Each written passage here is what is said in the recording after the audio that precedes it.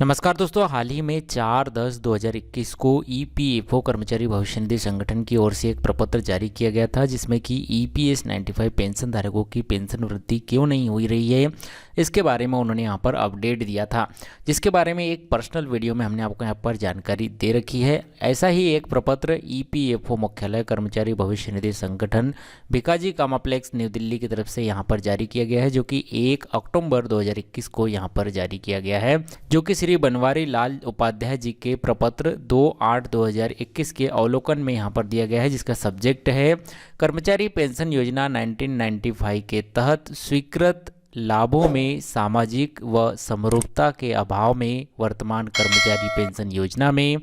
मूलभूत परिवर्तन किए जाने के संबंध में। इस प्रपत्र में ईपीएफओ कर्मचारी भविष्य निधि संगठन की ओर से बताया गया है कि न्यूनतम पेंशन में वृद्धि के संबंध में सूचित किया जाता है कि कर्मचारी पेंशन योजना 1995 एक स्वनिधिबद्ध योजना है, जिसमें नियोक्ता वेतन का 8.33% तथा केंद्र सरकार वेतन का 1.16% अंशदान करती है। योजना के अंतर्गत अभी लाभ इस संशय से ही प्रदान किए जाते हैं। निधि का वार्षिक रूप से मूल्यांकन किया जाता है और यदि निधि की स्थिति अच्छी रही तो अतिरिक्त लाभ की भी भुगतान किया जाता है। वर्ष 2000 से निधि लगातार घाटे में है और कोई अतिरिक्त राहत नहीं दी जा सकी है। बजट घाटे के बावजूद केंद्र सरकार ने बहुपक्षीय मांग को देखते हुए बजटीय सहायता उपलब्ध करवाकर न्यूनतम पेंशन को बढ़ाकर 1000 रुपये किया है, जबकि योजना में इस प्रकार की बजटीय सहायता का कोई उपबंध नहीं है।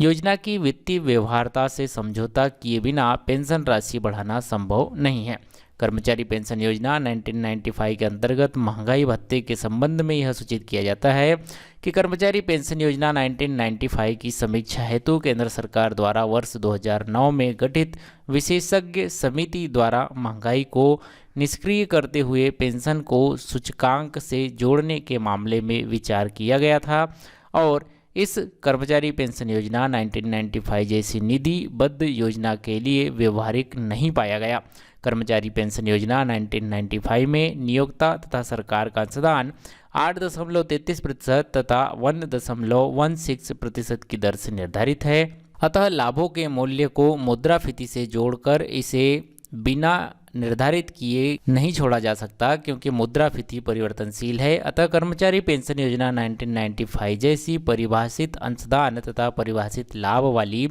योजनाओं को बनाए रखने तथा उनकी व्यवहार्यता सुनिश्चित करने के लिए इस प्रकार के लाभों को प्रदान करने के लिए व्यवहार्यता को भी ध्यान में रखा जाना चाहिए। यह भी सूचित किया गया जाता है कि वर्तमान में कर्मचारी पेंशन योजना पेंशन के लिए मुद्रास्फीति से जुड़ा महंगाई भत्ता प्रदान करने में कोई प्रस्ताव विचाराधीन नहीं है।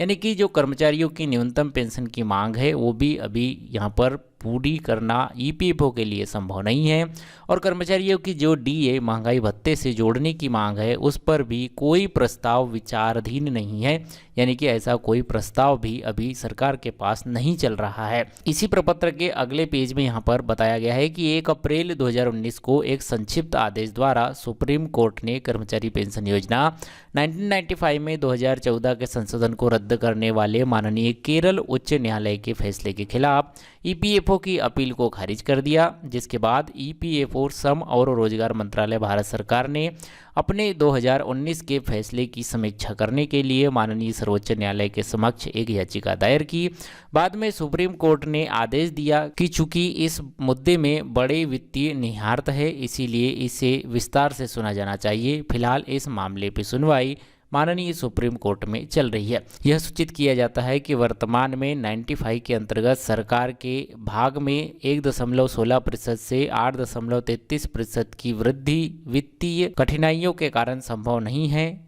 साथ ही कोश्यारी समिति की सिफारिश के संबंध में सरकार की प्रतिक्रिया को राज्यसभा सचिवालय को मंत्रालय के पत्र, जो कि पत्र क्रमांक यहाँ दिया गया है, दिनांक 19/5/2014 के द्वारा भेज दिया गया है। तो कुल मिलाकर ईपीएफओ कर्मचारी भविष्य निधि संगठन की ओर से अपना प्रपत्र यहां पर जारी किया गया है, जिसमें कि क्षेत्रीय भविष्य निधि आयुक्त के विशाल अग्रवाल जी के यहां पर सिग्नेचर भी आप देख पा रहे होंगे। और इस प्रपत्र के मुताबिक और पिछला एक प्रपत्र जो यहां पर 4/10/2021 को जारी किया गया था, जो कि यहाँ पर Shri Prakash Pathak national general security employ pension scheme 1995 coordination committee के 24/9/2021 के प्रपत्र के जवाब में दिया गया था। तो इन दोनों प्रपत्र में ईपीएफओ कर्मचारी भविष्य निधि संगठन की तरफ से ये साफ किया गया है कि सरकार की ओर से बिना किसी बजटीय सहायता के पेंशन में वृद्धि करना, महंगाई भत्ता देना या पेंशन धारकों को चिकित्सा सुविधा देना यहाँ पर संभव नहीं है। जो रही बात यहाँ पर ईपीएस 95 पेंशन धारकों के हायर पेंशन के मामले की, तो ये मामला यहाँ पर सुप्रीम कोर्ट में अभी चल रहा है और कोश्यारी कमेटियों की सिफारिशों के बारे में ईपीएफओ का कहना है कि उन्होंने इसके बारे में यहाँ पर लोकसभा और राज्यसभा में इस पर विचार करने के लिए यहाँ पर जो है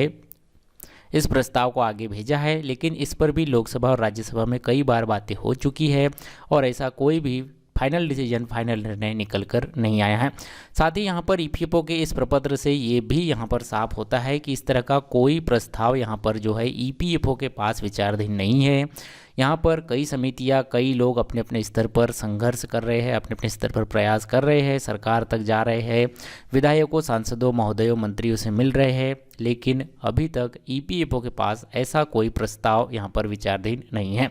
सो आई होप दोस्तों आज के इस वीडियो में दी गई ये जानकारी से आपको यहाँ पर ये क्लैरिफिकेशन मिल गया होगा कि ईपीएस 95 पेंशन धारकों की पेंशन वृद्धि को लेकर क्या कुछ यहाँ पर ईपीएफओ की नज़र में चल रहा है और आपको यहाँ पर आए दिन सोशल मीडिया पर कई तरह के गलत वीडियोस देखने को मिल रहे होंगे, उसको लेकर भी आपको यहाँ पर क्लियरिटी हो गई होगी। सो आई होप दोस्तों आज के इस वीडियो में दी गई इन्फॉर्मेशन आपको पसंद आई होगी। इसी तरह से पीएफ पेंशन सरकारी योजनाओं से जुड़े नए लेटेस्ट अपडेट और कर्मचारियों से जुड़े हर छोटे बड़े मुद्दे की खबर जानने के लिए हमारे इस चैनल एम्प्लॉय खबर को सब्सक्राइब कर ले। मिलते हैं आपसे नेक्स्ट वीडियो में किसी जानकारी के साथ, तब तक बने रहिएगा एम्प्लॉय खबर चैनल के साथ। जय हिंद, वंदे मातरम। इस प्रपत्र की कॉपी यदि आप पाना चाहते हैं, इसे पढ़ना चाहते हैं, तो आप एम्प्लॉय खबर के फेसबुक, ट्विटर और इंस्टाग्राम अकाउंट से इसकी कॉपी प्राप्त कर सकते हैं।